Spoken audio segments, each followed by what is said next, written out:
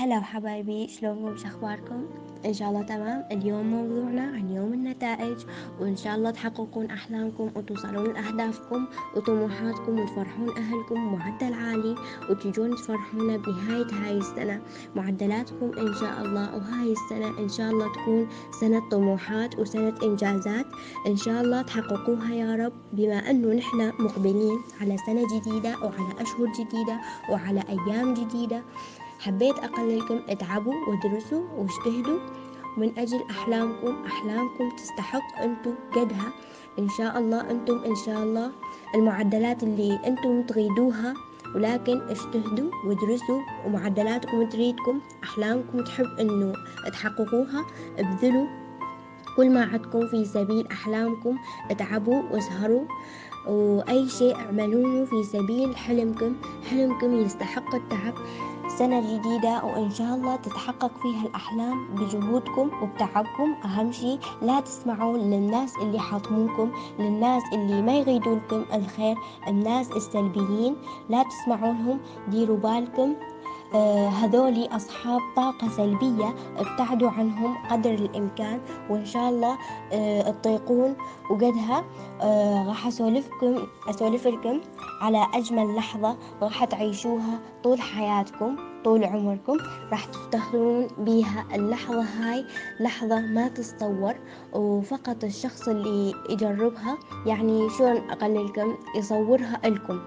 اللحظة من توصلون اليوم النتائج، بعد ما كملتوا امتحانات، بعد ما تعبتوا وبعد ما سهرتوا، بعد ما بذلتوا كل شيء، إن شاء الله راح توصلون لهذا اليوم. توصل اليوم نتائج طبعا، نوم ما أكو راح يكون عبارة عن قلق، عبارة عن رعب، ولكن بنفس الوقت يوم جميل جدا. راح يكون أجمل يوم بحياتك، خصوصا إذا كنت واثق من نفسك، بادر بكل شيء في سبيل أحلامك. هذا يوم راح تنتظر إيش وقت ينزل الرابط اللي يبثون من التربية، إنه ينزلون بينه النتائج، نتائج اللي أنتم تعبتوا لأجلها، ونتائج معدلاتكم، نتائج درجاتكم اللي انتم سهرتوا إلها. راح تنتظرون ينزل هذا الرابط. بعد ما ينزل هذا الرابط راح تشوفون انه بهذا اليوم البيت مالتكم عبارة عن داخل بقلق، الكل منتظر يفتخر بيك، أمك، أبوك، أختك، أخوك، أقاربك، أصدقائك، كلهم راح يسألون عليك بهذا اليوم. فقط أنت راح تكون في حالة جدا جدا مرعوب بيها، لكن بنفس الوقت أنت ثاق بنفسك أنه خلاص، أنه أنا واثق بالله سبحانه وتعالى وتعبان ودنبادر بكل شيء في سبيل حلمي. راح ننتظر ساعات، ننتظر دقائق، الثواني راح تكون أصعب ثواني، لحظات راح تكون أجمل لحظات راح تكون القلق وبنفس الوقت الفخر موجود بيها. أما راح تفتخر لآخر يوم بحياتك، أو أنه حققت حلمك، أو راح تندم وتخسر. ولكن إن شاء الله راح نكون كلنا فخورين بنفسنا ومحققين أحلامنا، بما أنه معدلاتنا راح ينزل بهذا الرابط من التربية، وكل ساعة يتأجل. هسه ثانية، بعد دقيقتين، بعد 10، بعد ساعة، ساعتين، انت راح تكون منتظر بذيك اللحظة. راح نكون ننتظر يوم النتائج ساعة ساعة. ووصل الرابط، نزل الرابط، دخلت الرابط بذيك اللحظة. النت كان كلش ثقيل، لأن راح يصير عليه لود.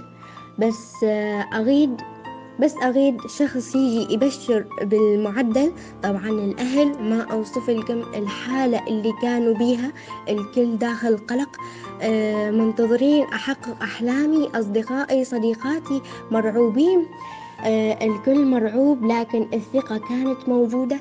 ليش؟ لأن أنا واثقة من الله سبحانه وتعالى، وثاقة بقدراتي إنه نحن مسوين كل شي علينا، منتظرين إنه أكون فخورة بنفسي. ما تلقون إلا وإجاكم اتصال من أقاربكم أو صديقاتكم، أشقد طلعتم معدل، ويبشروكم معدل. بذيك اللحظة البيت راح يتعالى بهلاهل، ما أوصف لكم اللحظة. الأم ظلت بلا شعور، الأب ظل بلا شعور، الأخوان كلهم يعني عشان أقللكم فرحانين.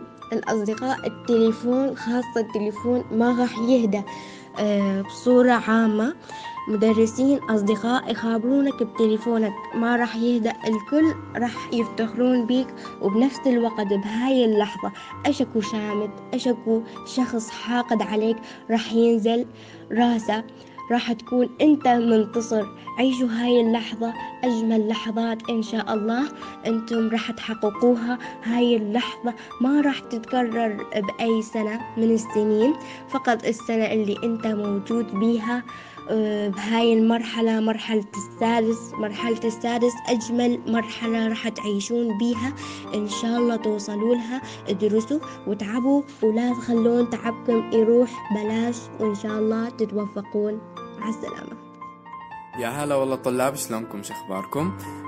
طبعا كانت وياكم الصيدلانية رحمة من الموصل.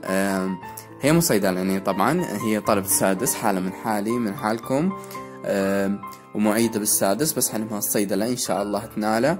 وطبعا أحب أشكرها من كل قلبي. هي ويانا أحد أدمنية قناة الحلم ليس مستحيل التليجرام. فأحب أشكرها كلش، لأن هي طلبت أنه تنزل لكم هذا الشيء وهذا الفيديو أو هاي البصمة اللي راح تفيدكم إن شاء الله.